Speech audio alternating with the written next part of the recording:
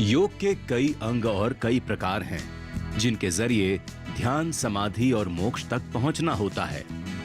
ये शब्द सबसे पहले ऋग्वेद में मिलता है। उपनिषदों में भी इसका वर्णन है। भगवद गीता में कई बार योग शब्द का प्रयोग हुआ है, कभी अकेले तो कभी विशेषण के साथ, जैसे बुद्धि योग, संन्यास योग और कर्म योग। वेदोत्तर काल में भक्ति योग और हठ योग जैसे नाम काफी प्रचलित हुए, जबकि पतंजलि योग दर्शन में क्रिया योग शब्द देखने में आता है। योग शब्द संस्कृत मूल युज से लिया गया है, जिसका मतलब है शामिल होना, जुड़ना या एकजुट होना। इस तरह योगासन तन और मन को एकीकृत करके उनके बीच सामंजस्य स्थापित करते हैं। महर्षि पतंजलि ने चित्त की वृत्तियों के निरोध को योग कहा है, जबकि महर्षि व्यास ने समाधि को ही योग माना है।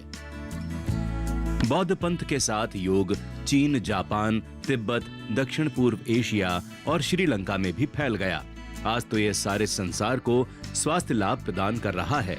संयुक्त राष्ट्र की महासभा ने अंतर्राष्ट्रीय योग दिवस के प्रस्ताव में इस बात का समर्थन किया है कि योग जीवन के सभी पहलुओं के बीच संतुलन स्थापित करने के अलावा स्वास्थ्य और कल्याण के लिए समग्र दृष्टिकोण प्रदान करता है। इसने स्वास्थ्य क्रांति के एक युग की शुरुआत की है, जिसमें इलाज के बजाय बीमारी की रोकथाम पर ज्यादा ध्यान दिया जाता है। संयुक्त राष्ट्र ने भी ये माना है कि व्यक्तिगत कल्याण और वैश्विक स्वास्थ्य आपस में इस तरह जुड़े हुए हैं कि उन्हें अलग करना मुश्किल है।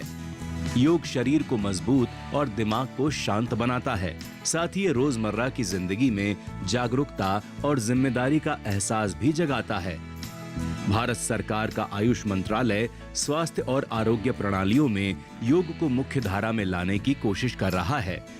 मंत्रालय की ओर से कराए गए अध्ययनों में ये बात सामने आई है कि योग मधुमेह, हृदय रोग, कैंसर से उबरने और बुजुर्गों की देखभाल में बहुत मददगार है।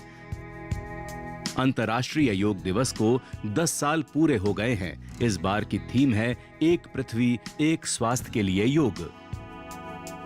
ये थीम समग्र कल्याण और पर्यावरण सद्भाव को बढ़ावा देने में योग की भूमिका को दर्शाती है।